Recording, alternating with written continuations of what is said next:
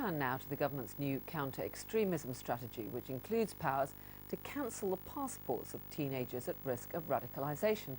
There's been a mixed response from Muslim organisations in the UK, but David Cameron's defended the decision, saying extremism is corrupting young minds and we need to stop it right where it starts. Well, one Islamic organisation says it's a good initiative and anything that helps to curb radicalisation and extremism is welcome. But the Muslim commentator Mohammed Shafiq has strongly condemned the government's counter-extremism strategy.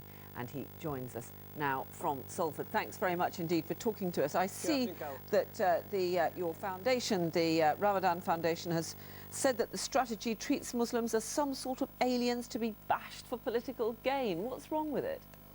Well, if you recognise, as we all do, that we face a common threat from terrorism and extremism, and that the best way to deal with that threat is to come together.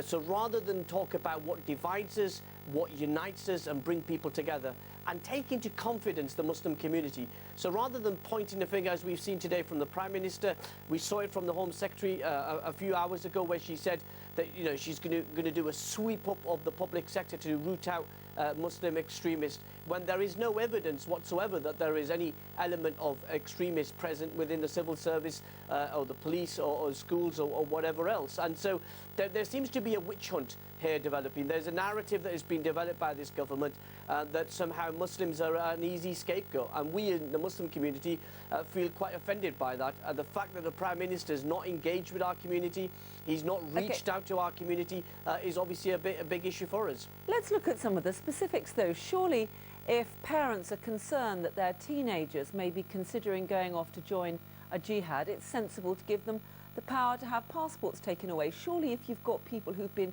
convicted of serious terrorism offences, it makes sense to make sure that they are not teaching young children in schools. Well, let me agree with the Prime Minister when he talks about the issue of the passports. If parents feel that their young children are a threat from going to Syria or anywhere else to fight or to live under a terrorist and barbaric organisation like ISIS, then yes, we would say we agree. If parents want to report that to the authorities so their passport is confiscated, not that they're subject to any criminal investigation, but that the passports are taken from them, that's a good thing.